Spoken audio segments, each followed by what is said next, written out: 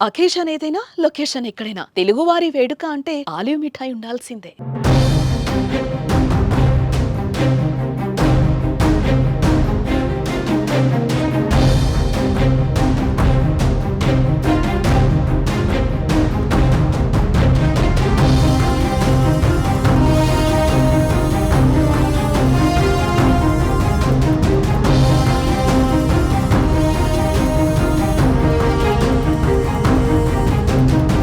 Indian defence system భారత్కు గోడగా నిలిచింది. INS Vikrant అంతు చూసింది.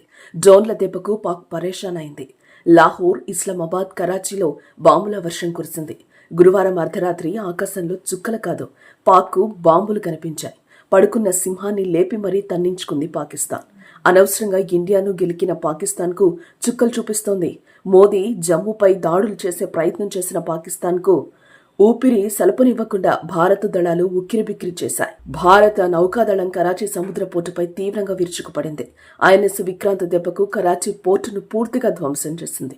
కరాచీ పోర్టులో దాదాపు 10 భారీ పేలుళ్లు చోటు చేసుకున్నాయి. భారత మిస్సైల్ దాడుల వల్ల అక్కడున్న అనేక కంటైనర్లు పూర్తిగా ధ్వంసమయ్యాయి.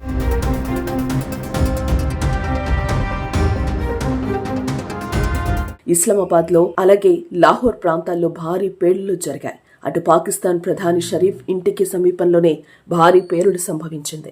ఆయన ఇంటికి 10 కిలోమీటర్ల పరిధిలోనే భారత్ బాంబు వేసింది. దీంతో ఆయన లగెత్తారు. దేశం విడిచి బహ్రెయిన్ పారిపోతున్నట్టు తెలుస్తోంది. ఇప్పటికే ఆయన వెళ్లిపోయారని సమాచారం.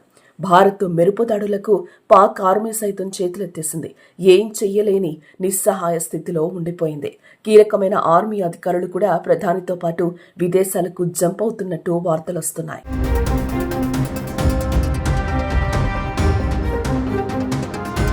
గురువారం సాయంత్రం సమయంలో జమ్మూ కశ్మీర్లోని కుప్వారా, బారాముల్లా, పూంచ్, సాంబా, ఉరీ జిల్లాల్లో నియంత్రణ రేఖ వెంబడి పాక్ దాడులకు ప్రయత్నించింది.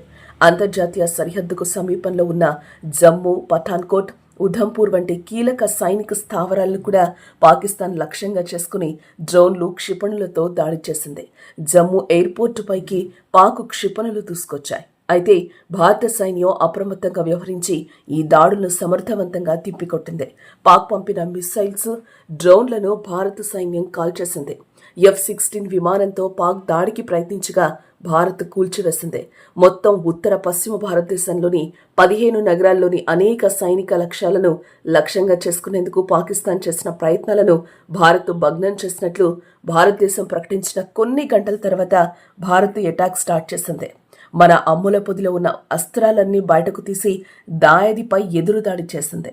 భారత్ కేవలం గంట మాత్రమే దాడి చేసింది. ఈ దెబ్బకు పాక్ ఖేల్కతమైంది. భయంతో వణికిపోయింది.